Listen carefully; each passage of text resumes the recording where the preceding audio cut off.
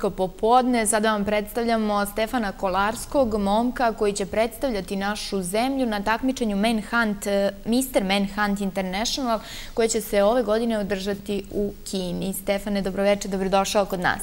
Dobroveče, hvala i pozdrav naravno svim našim gledalcima. 19 je godina, dobio si šansu da predstavljaš Srbiju na ovom takmičenju. Kako? Pa, ja sam još prošle godine bio izabran, tako reći, prethodni mister, Milovan Đurović. On je imao licencu i on je predložio organizaciji iz Indonezije neke momke koje on misle da su zaslužili da predstavljaju našu zemlju i oni su se, odlučili za mene, tako da ja putujem u aprilu. U novembru je trebao da se održi prošle godine izbor. Ja sam još bio izabran prošle godine negde u avgustu, septembru, ali je odloženo, čini mi se, zbog sponzora, ne znam te detalje, uglavnom ja putujem 1. aprila. Koliko je ovo takmičenje važno? Koliko zemalja će učestvovati? Pa, učestvovaće zemlje iz celog sveta, oko 50-60 zemalja. Važno? Pa za mene je jako važno. Meni to predstavlja kao titulu samog sebe, sebi dokaz neki da predstavljam našu zemlju. To je jako velika čast. I bila mi je želja, moram priznati, kad sam bio mali. A kako će to sve izgledati, s obzirom na to da putuješ već 1. 2. aprila, a samo takmičenje je 14. je li tako? Šta je ono što će se dešavati tih 2 nedelje? Koliko budeš boravio tamo, na koji način ćeš predstaviti našu zemlju? Pa ne znam, ja znam da imam šajkaču i našu srpsku nošnju i da ću predstavljati svoju zemlju. Ne znam. Stvarno, ne znam detalje, ne znam. Pričao mi je prošli mister da je to jako lepo i da je stvarno iskustvo takmiče.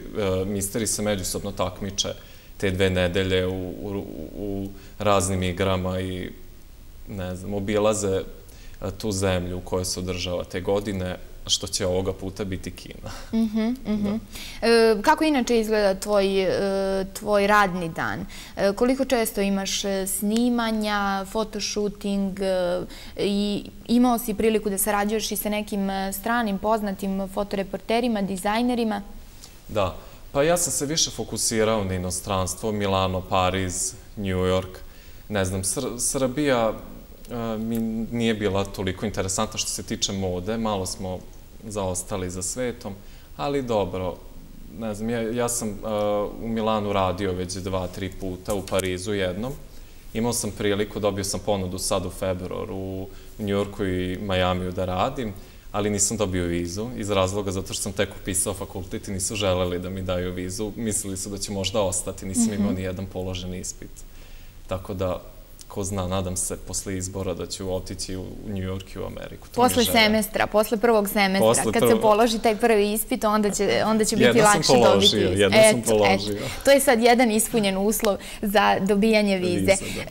Kako neko iz Srbije dobije šansu da sarađuje sa ljudima koji su priznati i poznati u svetu mode u inostranstvu? Kako? Pa sve funkcioniše, povezano sa svetom, funkcioniše konkretno preko interneta.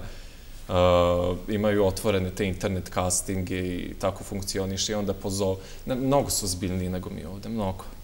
Kako izgledaju ti internet castinzi? Šta je ono što treba da prikažete? Fotografije? Fotografije i bukvalno sve traži, fotografije bez Photoshopa i fotografije bukvalno najjednostavnije i najjednostavniji sa Photoshopom, pa oni procene koliko ti možeš, kako ti izgledaš i mnogo su konkretniji u svijetu. A kako biti siguran da je to sve prava stvar, da nije neka prevara u pitanju? Pa ne znam, što se lično mene tiče, ja sam uvijek išao preko preporuke. Imam dosta prijatelja, poznanika koji su u tom svetu i koji su možda negde i putovali i prošli mister Milovan Đurović i ne znam, preporučim ili uglavnom, ja idem po osjećaju, da. Dobro, za 19 godina još nisi imao tu neprijatnost da budeš prevaren. Od 8. godine se baviš manekenstvom i modelingom, je li tako? Da, od 8. godine se bavim. Imao sam priliku u Srbiji, nažalost, ali u inostranstvu stvarno ne. Nisam imao neprijatnih situacija. Ovde su bile neke sitne, ali to su samo neke sitne razmirice, ništa konkretno. Kakvi su tvoji planovi posle ovog takmičenja u Kini? Moji planovi su, pošto nažalost nisam dobio vizu za Ameriku, ako je ne dobijem, ne znam, ali u Srbiji ne verujem da ću raditi.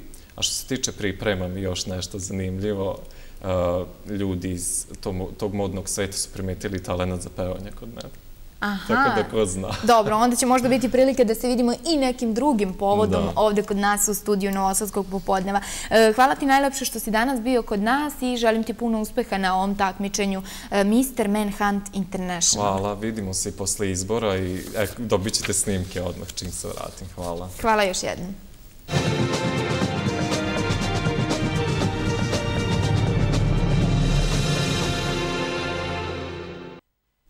Evo još jednom najave kulturnih dešavanja koje smo danas izdvojili